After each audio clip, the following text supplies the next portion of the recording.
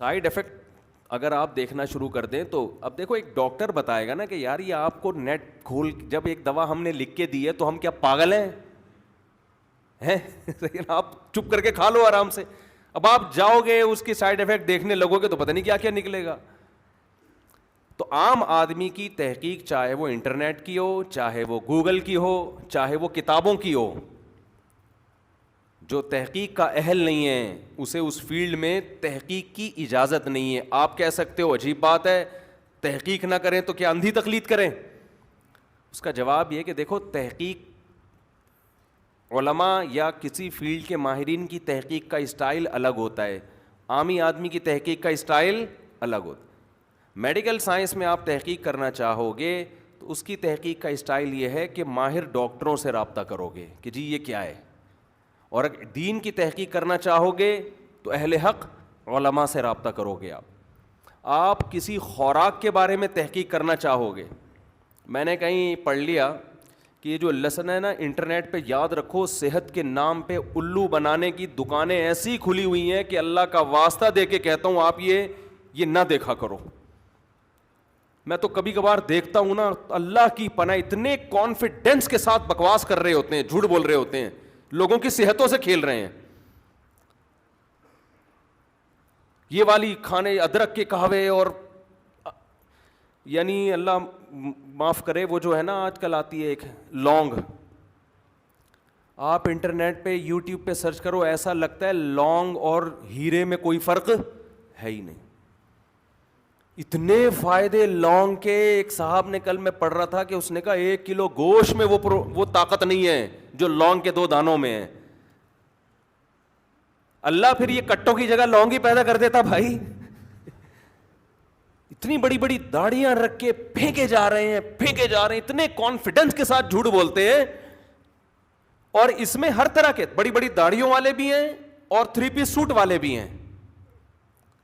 بڑی داڑیوں والوں سے یہ آتا ہے کہ یار یہ بزرگ آدمی ہے, یہ تو غلط بات کرے گا ہی نہیں. اور 3 پیس سوٹ سے لگتا ہے بھائی امریکہ سے آیا ہے, انگلش بول رہا ہے, میدے کو اسٹمک بول رہا ہے, گردے کو کڈنی بول رہا ہے. یہ تو جھوٹ ہو, یہ انگلش بول رہا ہے بھائی. اور ٹیلی ویژن کے چینل بھی ان کو پروموٹ کر رہے ہیں. لوگ کہتے ہیں یار یہ اتنے بڑے ٹی وی چینل میں آ رہا ہے تو غلط کیسے ہو سکتا ہے؟ دیکھو چینل والوں کو عام طور پر اس سے غرض نہیں ہوتی کہ یہ ماہر ہے یا غیر ماہر. وہ کہتے ہیں اس کا عوام میں اثر کتنا ہے, پبلک اس کو کتنا جانتی ہے, ان کو ریٹنگ بڑھانی ہے نا. تو جب بھی کوئی ایسا آیا کرے نا, میں پہلے بہت متاثر ہوں ان چیزوں سے, اپنے تجربے شیئر, اس کا بھی دین سے تعلق ہے.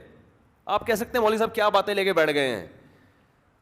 قرآن کہہ رہے ہیں نا لا تقف ما لیس لک بہ علم, جس چیز کا علم نہیں ہے اس کے پیچھے مت چلو. تو یہ دین دنیا ہر چیز کے بارے میں قرآن کہہ رہا ہے. کسی بھی چیز کے بارے میں آپ کو نالج نہیں ہے تو جس کو نالج ہے اس سے پوچھو بھائی. تو میں ایسے نا ایک دفعہ میں نے پوری ڈائری تیار کی, کسی طرح ہے بڑے زبردست قسم کے نا 3 پیس سوٹ ٹائی میں اور انگلش میں, میں نے تو پورا نوٹ تیار کر لیے. میں نے کہا یار یہ تو بڑی خاندانی معلومات ہیں, لونگ اور ادرک اور لہسن اور پتہ نہیں 2-4 چیزیں اور ملا لیں ایسی خاندانی کے بس. اب میں نے کہا گھر میں اب سب کچھ گھر سے کچن سے باہر نکال دو. صبح لونگ سے ناشتہ ہوگا, دوپہر کھانا بھی لونگ کے پراٹھے. پراٹھے کیسے چھوڑیں بھائی؟ لونگ اچھی چیز ہے صحت کے لیے, میں نہیں کہہ رہا کہ اچھی نہیں ہے. وہ کسی ماہر حکیم سے, کسی ماہر آدمی سے آپ پوچھیں جو واقعی ماہر ہو. ٹی وی میں آنے سے ماہر نہیں ہو جاتا, تو وہ بتائے گا. بعض لوگوں کے نقصان دہ ہے بھائی, ٹھیک ہے نا. لہسن کچا آپ کھائیں, بہت فائدے مند چیز ہے, لیکن ہر ایک کے لیے نہیں ہے. اور فائدے بھی ایک لمٹ ہے, ایسا نہیں ہے کہ وہ ساری, اگر یہ ہوتا تو سارا جرمنی, یورپ, امریکہ ساری دوائیں باہر نکال کے سارے لہسن ہی کھا رہے ہوتے بیٹھ کے. ساری دنیا لہسن ہی کھا رہی ہوتی بیٹھ کے, ہر چیز کا علاج اگر اس میں ہوتا. پھر اس میں تیزابیت بھی تو ہے نا, لہسن آپ کچا کھائیں گے وہ ایسڈ ہے, تیزاب ہے وہ. ہمارے ایک دوست نے صبح نہار منہ انٹرنیٹ پہ دیکھ کے سرکہ پینا شروع کر دیا صبح نہار. اب آپ بتاؤ یار, ایسڈ ہے وہ تو آنتوں کو جا کے کاٹے گا کہ نہیں کاٹے گا. اور بڑی فخر سے کہہ رہے میں پتلا ہونا شروع ہو گیا. میں نے کہا پتلے ہونے کے ساتھ ساتھ بہت ساری چیزیں آپ کی آہستہ آہستہ غائب ہو جائیں گی, ٹھیک ہے نا, سمجھ شارٹ ہوتی چلی جائیں گی مارکیٹ سے چیزیں. یہ ایسڈ ہے, تیزاب ہے جو تم پی رہے ہو. تو لونگ کے فائدے ایسے لگے گا آپ کو, بس لہسن تو ہو ہٹو بچو ہو گیا بھائی, لہسن تو فائدے مند چیزیں ہیں, لیکن ایک ہر چیز کی ایک لمٹ ہے. اچھا, تو لوگ دو چیزیں دیکھ رہے ہوتے ہیں, یا تو دیکھ رہے ہوتے ہیں کہ جی حکیم صاحب کا چہرہ بڑا نورانی, وہ حکیم ہوتے بھی نہیں ہیں, اور حکیم اگر ہیں بھی تو آپ کو کیا پتا کہ صحیح ہے کہ غلط ہے. تو اس لیے جو میں اپنے تجربہ ایک جلدی سے بتا کے بس آگے چلتا ہوں, جو لمبی لمبی چھوڑ رہا ہے نا وہ کبھی بھی اچھا حکیم نہیں ہو سکتا, یہ ذہن میں رکھو. جو کہہ رہے ہیں نا بس میرے پاس ایسا علاج ہے, میں یوں کر دیتا ہوں, میں نے یہ ٹھیک, وہ تو پھینکو ہے ایک نمبر کا. کبھی بھی یہ صحیح آدمی ہوگا وہ کبھی بھی وہ کہے گا نارمل جیسے سب علاج کرتے ہیں ہم بھی ویسے ہی کرتے ہیں, ہم کوئی مریخ سے نہیں اترے ہیں, ٹھیک ہے نا. کوشش کریں گے, اللہ کرے ٹھیک ہو جاؤ, نہیں ٹھیک ہوئے. ایک بڑے اچھے حکیم تھے, ان کے پاس ایک مریض گیا پیٹ کے علاج کے لیے, انہوں نے بہت دوائیں دیں تو وہ نہیں فائدہ ہوا. تو حکیم صاحب نے کہا بیٹا میں تو یہی کر سکتا ہوں, اس کے علاوہ میرے پاس اور کوئی حل نہیں ہے, اب آپ کہیں اور چلے جائیں. اور وہ واقعی بڑا ماہر حکیم تھے, وہ انتقال ہو گیا, اللہ مغفرت فرمائے ان کی. تو ماہر آدمی تو یہ کہتا ہے بھائی میں کیا کروں یار, یہ اس سے زیادہ میرے بس میں نہیں ہے. لیکن آپ دیکھو اتنا بڑی بڑی پھینکی جا رہی ہیں. تو انٹرنیٹ پہ خوب اچھی طرح سمجھ لیں. ہاں میں بتا رہا تھا, میں نے پوری صفوں کے نوٹ لکھ دیے نا لونگ کے اور ادرک کے, اور یار وہ تو فلانا یونیورسٹی سے فارغ ہیں, یہ پتہ نہیں کہاں کہاں سے. پھر میں نے ڈاکٹروں سے رابطہ کیا, مختلف لوگوں سے, انہوں نے کہا کہ یہ آدمی ایک نمبر کا پھینکو ہے, ٹھیک ہے. کہیں ایسا نہ ہو آپ کسی خاص آدمی کی طرف آپ کا ذہن چلا جائے, آپ کا دماغ وہاں نہیں جائے گا. ایسا نہ ہو کسی کے کو آپ اچھے بھلے آدمی کو بولیں کہ مفتی صاحب ان کے بارے میں. لوگ یہ بھی کرتے ہیں میرا بیان لے کے نا کسی بندے کا لگا کے چلا دیتے ہیں ساتھ میں, حالانکہ اس بندے کے بارے میں نے نہیں کہا ہوتا. میں تو ایک جنرلی اصول بیان کر رہا ہوں کہ اگر آپ دیکھ رہے ہیں 3 پیس سوٹ میں, ٹائی میں, یا داڑھی میں, پگڑی میں, تو آپ ماہرین سے رابطہ کریں کہ یہ تحقیق ہے, یہ کیا, اس میں کس حد تک دم ہے. تو میں نے ایسے انٹرنیٹ پہ سنا کہ لہسن جو ہے نا یہ آپ جب شہد میں ڈال کے رکھتے ہیں 2 آتشہ بن جاتا ہے, لہسن بھی اور شہد بھی. تو اس کو نہار منہ کھائیں, اس شہد کو کھائیں, اس میں لہسن کا پانی آ گیا, ہٹو بچو ہو جائے گا, یعنی بڑی زبردست صحت ہو جائے گی, کولیسٹرول ختم ہو جائے گا, اور رگوں میں ایسے خون دوڑنا شروع کر دے گا. تو ایک اچھے حکیم ہیں, میں نے ان سے رابطہ کیا, کچھ ماہر معلوم ہوتے ہیں, ان سے رابطہ, انہوں نے کہا یہ کتاب الحمقاء نام کی ایک کتاب ہے جس میں لکھا ہوا ہے احمقوں کی کتاب, اس میں یہ نسخہ لکھا ہوا ہے. صحیح. انہوں نے کہا اس کے کھانے سے ہی ہوتا ہے کہ چہرے کا رنگ پیلا پڑ جائے گا. اب واللہ عالم, یہ میرا شعبہ نہیں ہے, میں بھی اس طرف نہیں آ رہا, بس آپ کو بتانے کا مقصد یہ ہے کہ جو جس کا کام ہے نا میرے بھائی اسی پہ ساجے. تو اگر آپ نے حکمت سے علاج کرانا ہے تو کسی اچھے ماہر حکیم جو ریلائبل آدمی ہو, جو باقاعدہ کسی سے سیکھا ہو, اس نے کسی ادارے میں پڑھا ہوا ہو, اس سے کرائیں. ڈاکٹر تو آپ ڈاکٹر ہیں, MBBS ڈاکٹر ہیں, ان کے پاس جائیں. اور ایک جلدی سے بات سمیٹ کے میں پھر آگے آتا ہوں. ایک بات خوب اچھی طرح سمجھ لیں, حکیموں میں, سب میں نہیں لیکن بہت سو میں, ایک بڑا فراڈ یہ چل پڑا ہے مارکیٹ میں. وہ یہ چل پڑا ہے کہ انہوں نے حکمت کو مذہب کے ساتھ ملا دیا ہے. سمجھ رہے ہیں, روحانیت اور مذہب کے ساتھ. یعنی بعض حکیم یہ کرتے ہیں, وہ پیر بھی بنے ہوئے ہیں,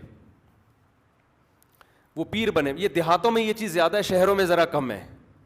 وہ پیر بنے ہوئے ہیں, اور پھر اس میں کہ یہ طب نبوی ہے, یہ حدیث میں آتا ہے, یہ فلانا آتا ہے, تو لوگ کہتے ہیں یار ان کے پاس طب کے بارے میں قرآن و سنت کا علم ہے, اور قرآن و سنت کا علم غلط نہیں ہو سکتا. خوب سمجھ لو, حکمت جو ہے نا, طب, یہ مادی علم ہے, یہ روحانی علم نہیں ہے. اس کا قرآن و سنت سے کوئی تعلق, براہ راست کوئی تعلق نہیں ہے. قرآن و سنت میں اس بارے میں چند اصول تو بیان کیے گئے ہیں, لیکن وہ ایسے اصول ہیں کہ ان کو ڈاکٹر بھی مانتے ہیں. اس میں حکیم میں اور ڈاکٹر میں کوئی فرق نہیں ہے. تو بعض حکیم بھرم ڈالنے کے لیے, جیسے کلونجی میں شفا ہے, بخاری کی حدیث ہے, اب شفا تو ہے, ایک یہ مجمل بات ہے, مبہم بات ہے, اس کی حدیث میں زیادہ ڈیٹیل نہیں ہے. اب جب ہم اس کی ڈیٹیل کریں گے تو وہ قرآن و سنت کا لیبل نہیں لگایا جائے گا اس کے اوپر, وہ آپ کی اپنی تحقیق ہوگی. نہیں یاری بات میرا خیال ہے. دیکھو قرآن میں آتا ہے شہد شفا ہے, بس یہ مبہم بات ہے, مجمل بات ہے, اس کی ڈیٹیل قرآن و سنت نے بیان بولتے کیوں نہیں کی ہے. اب اس کا یہ مطلب نہیں ہے کہ آپ شہد کے کیپسول بنا بنا کے لوگوں کو کھلانا شروع کر دیں ہر آدمی کو, اور ہر بیماری میں آپ کے حدیث میں آتا ہے, قرآن میں آتا ہے شفا ہے, لہذا تیرے گردے کی پتھری کس سے نکلے گی؟ شہد سے نکلے گی. آپ شوگر کے مریض کو شہد کھلاؤ وہ تو مر جائے گا, تو بیڑا غرق ہو جائے گا اس کا. حد سے زیادہ شہد کھلاؤ گے الٹی ہو جائے گی, بدہضمی ہو جائے گی اس کو, اور 10 بیماریاں پیدا ہو سکتی ہیں, ویٹ بڑھے گا. کوئی کہتا ہے شہد سے ویٹ نہیں بڑھتا, جو وہ کارب ہے بھائی, وہ تو جب زیادہ پیو گے ویٹ بڑھے گا, موشن لگ سکتے ہیں, کچھ بھی ہو سکتا ہے. تو یہ جو قرآن میں آتا ہے شفا ہے, بس قرآن نے ایک میسج دے دیا ہے کہ شفا ہے اس کے اندر. کس کے لیے ہے, کتنی مقدار میں ہے, کس بیماری میں کیسے کھانا ہے, اس کی قرآن و حدیث میں کوئی ڈیٹیل نہیں ملتی. اب اگر کوئی حکیم ڈاکٹر کہے گا کہ نہار منہ کھانے کا یہ فائدہ, کھانے کے بعد کھانے کا یہ فائدہ, اس جو مزید تحقیق ہوگی اس پہ قرآن و سنت کا لیبل یا طب نبوی کے نام سے لیبل نہیں لگے گا. یہ آپ کی اپنی تحقیق ہے, صحیح بھی ہو سکتی ہے اور غلط بھی. سمجھ میں آ رہی ہے بات؟ اب آپ لوگوں کو جب دوا بنا کے شہد کی بنا کے دیں گے اور کوئی کھائے اور اس کو فائدہ ہو جائے, تو آپ یہ نہیں کہ قرآن و سنت کی روشنی میں فائدہ ہوا ہے, آپ بولیں بھائی میری تحقیق تھی, فائدہ ہو گیا, اور نقصان بھی ہو سکتا تھا, بہتوں کو ہو بھی جاتا ہے. سنا مکھی ایک جڑی بوٹی ہے نا, اس کا پاؤڈر بنا کے حدیث میں آتا ہے اس میں بھی شفا ہے, تو اس میں بھی ایک خاص نوعیت کی شفا ہے, لیکن یہ حدیث بھی مبہم ہے. بس اس میں کورونا سے شفا ہے یا نہیں ہمیں نہیں پتا, اور دبلے آدمی کو بھی شفا ملے گی, وہ اور غائب تو نہیں ہو جائے گا کہیں, وہ کیونکہ موشن لگتے ہیں اس سے. یہ کچھ بھی حدیث میں تفصیل نہیں ہے. اس کی سب سے بڑی دلیل یہ ہے کہ اگر یہ حدیثیں علی الاطلاق ہوتی کہ کلونجی کا مطلب اب ہر بندہ کھا سکتا ہے, ہر بیماری میں کھا سکتا ہے, یہ مطلب ہوتا, تو پھر صحابہ کرام بیماریوں میں صرف کلونجی ہی کھاتے, اس کے علاوہ کچھ بھی نہ کھاتے. صحابہ بھی اس حدیث کا مطلب سمجھتے تھے. اسی طرح حجامہ بھی ہے. ہمیں صحیح حدیث میں ملتا ہے کہ نبی صلی اللہ علیہ وسلم کو جبریل علیہ السلام نے حکم دیا کہ اپنی امت کو حجامے کی طرف توجہ کریں. پھر نبی سے بھی ثابت ہے آپ مہینے میں ایک دفعہ دونوں کندھوں کے درمیان میں حجامہ کروایا کرتے تھے. تو حجامے میں شفا ہے, بس یہ بھی مجمل بات ہے, مبہم بات ہے, اس کی ڈیٹیل ہمیں حدیث میں نہیں ملتی. اور ہر کلیے سے, قاعدے سے کچھ لوگ مستثنا ہوتے ہیں. سمجھ میں آ رہی ہے بات؟ دیکھو روٹی میں طاقت ہے یا نہیں ہے, مجھے بتاؤ. گندم میں طاقت ہے نا, ساری دنیا کے حکیم ڈاکٹر کہیں گے بھائی گندم میں کیا ہے, طاقت ہے, تو کیا ہر ایک کے لیے؟ بخار کا مریض تو روٹی کھائے گا تو, یا انڈے میں طاقت ہے؟ بخار کے مریض کو عام طور پہ تجربہ ہے کہ گنڈا کھانے سے مزید بیمار ہو جاتا ہے. وہ بعض لوگوں کا معدہ گندم ہضم ہی نہیں کر پاتا. تو آپ کہیں گے بھی جنرلی ایک اصول ہے, لیکن کوئی بھی دنیا میں اصول 100% کامل نہیں ہوتا کہ ہر ایک پر اپلائی کیا جا سکے. تو کلونجی میں ہر بیماری سے شفا ہے, یہ نبی نے بتا دیا. کس طرح ہے, کس شخص کو کھلانی ہے, کتنی مقدار میں کھلانی ہے, کیا چیز ملا کے کھلانی ہے, یہ تمام چیزیں تحقیق طلب ہیں. تو جب ان چیزوں پہ تحقیق ہوگی تو اس تحقیق کی نسبت حدیث کی طرف نہیں کی جائے گی, اس تحقیق کی نسبت اس شخص کی طرف کی جائے گی جس کی اپنی تحقیق ہے. وہ یہ نہ کہے کہ میں طب نبوی سے علاج کرا رہا ہوں, وہ یہ کہے میں اپنی تحقیق سے علاج کرا رہا ہوں. صحیح بھی ہو سکتا ہے, غلط بھی ہو سکتا ہے. سمجھ رہے ہو کہ نہیں سمجھ رہے ہو؟ تو یہ بھی ایک مادی علم ہے. ایک حکیم آئے تھے 2-4 دن پہلے کوئٹہ سے, انہوں نے کہا کہ یہاں پورے بلوچستان میں یہی شروع کر دیا حکیموں نے, اس پہ روحانیت کے لیبل لگائے ہوئے ہیں, اور نبی کا طب, نبی کی وہ سنت کا وہ لیبل لگا دیا اس کے اوپر. تو کہتے ہیں ایک دن میں نے, وہ خود بھی حکیم ہے ماشاءاللہ, انہوں نے کہا کہ میں نے ایک حکیم صاحب سے کہا کہ حکیموں میں تو یہودی بھی ہیں. صحیح ہے نا, جو طب یونانی تھا نا, آپ ماضی میں جائیں, ماضی میں جائیں آپ, تو آپ کو اپنے استاذوں میں جو حکیموں کے استاذ ہیں ان میں یہودی بھی ملیں گے, ان میں سکھ بھی ملیں گے, ان میں عیسائی بھی ملیں گے, ان میں ایتھیسٹ بھی ملیں گے. یہ تو ایک دیکھو میڈیکل سائنس, ایک تو یہ جو ترقی جو ہوئی ہے, ایک میڈیکل سائنس ہے جڑی بوٹیوں پہ, تو ہے تو یہ بھی میڈیکل سائنس نا. تو اس لیے اس میں روحانیت کا یہ خواہ میں اس کو قرآن و سنت کا لیبل لگا کے آپ لوگوں کو مذہب سے دور نہ کریں. بعض دفعہ نقصان ہوتا ہے, لوگ کہتے ہیں یار میں نے تو طب نبوی کی اور فائدہ نہیں ہوا, مجھے نقصان ہو گیا. تو جو جتنا ہے اس کو اتنا ہی بولو, رہنے دیں, ٹھیک ہے نا. تو نبی صحابہ نے بھی ان حدیثوں کا یہ مطلب نہیں سمجھا تھا, تو آج سمجھایا جا رہا ہے. اور ان میں اکثر حدیثیں ضعیف اور من گھڑت بھی ہوتی ہیں. ایک صاحب حدیث بیان کر رہے تھے کہ نبی صلی اللہ علیہ وسلم نے صحابہ کو کہا کہ انجیر کھاؤ تو اس سے گھٹنوں کا درد ختم ہوگا. ایسی کوئی حدیث نہیں ہے, سمجھتے ہو. ایک نے کہا کہ حدیث میں آتا ہے کہ صبح نہار منہ شہد کھانے سے یہ فائدہ ہوتا ہے, تو ایسا بھی کچھ نہیں ہے. ایک میں آتا ہے کہ صبح جو کا دلیا کھانے سے پیٹ ایسے دھل جاتا ہے کہ جیسے منہ صابن سے دھویا ہو کسی نے, ایسا بھی کچھ نہیں ہے, سمجھ رہے ہو. تو یہ اپنی من گھڑت روایتیں ہیں. ہاں اسلام نے کچھ بیسک اصول طب کے ضرور بیان کیے ہیں, بیسک اصول ضرور بیان کیے ہیں, اور وہ ایسے اصول ہیں جو حکیم بھی مانتے ہیں اور ڈاکٹر بھی مانتے ہیں. وہ اصول بیان کیے ہیں, اس پر میرا ایک مستقل بیان ہو چکا ہے اسلام اور صحت کے عنوان سے. وہ اصول میں 2 منٹ میں جلدی سے بات کو سمیٹ کے ختم کرتا ہوں. وہ اصول میں بنیادی چیز یہ ہے کہ اللہ پیغمبروں کے لیے جس غذا کی سلیکشن کرتا ہے, جس لائف اسٹائل کی سلیکشن کرتا ہے, وہ کبھی بھی نیچر کے خلاف نہیں ہوتی, وہ کبھی بھی انسانی صحت کے لیے نقصان دہ نہیں ہو سکتی. تو یہ ہو نہیں سکتا کہ پیغمبر ایسی چیزیں کھائیں جو صحت کے لیے نقصان دہ ہوں. سمجھتے ہو, پیغمبر کا طرز زندگی ایسا ہو جو صحت کے لیے نقصان دہ ہو نہیں سکتا. تو اس لیے نبی صلی اللہ علیہ وسلم نے جو چیزیں استعمال کی ہیں, جیسے آپ نے گندم نہیں کھائی, آپ نے جو کی روٹی کھائی ہے, تو آج سارے میڈیکل سائنس بھی کہتی ہے, ڈاکٹر بھی کہتے ہیں بھائی جو سے وزن نہیں بڑھتا, گندم سے دھماکے کے ساتھ لوگ پھٹ رہے ہیں کھا کھا کے, ٹھیک ہے نا.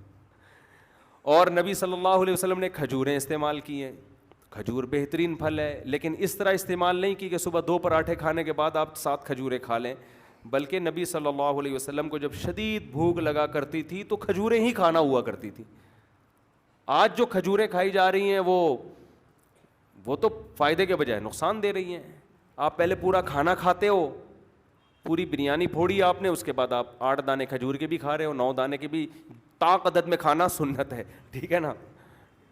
تو یہ نہیں ہوتا. نبی صلی اللہ علیہ وسلم نے اونٹنی کا دودھ اور بکری کا دودھ زیادہ پیا ہے, تو یہ دونوں دودھ صحت کے لیے بہت زیادہ مفید ہیں. گرم کیے بغیر پیا ہے, تازہ نکال کے پیا ہے تازہ. تو آپ تحقیق کر لیں, تازہ دودھ بوائل دودھ سے زیادہ بہتر ہے. بھینس سے زیادہ بکری, بکری سے زیادہ اونٹنی. اونٹنی کے دودھ میں فیٹ بالکل بھی نہیں ہوتا, ہے دودھ مگر بالکل بھی موٹا نہیں کرے گا آپ کو, وہ فیٹ ہے ہی نہیں اس میں. سمجھتے ہو کہ نہیں سمجھتے ہو؟ لیکن تازہ پیا ہے.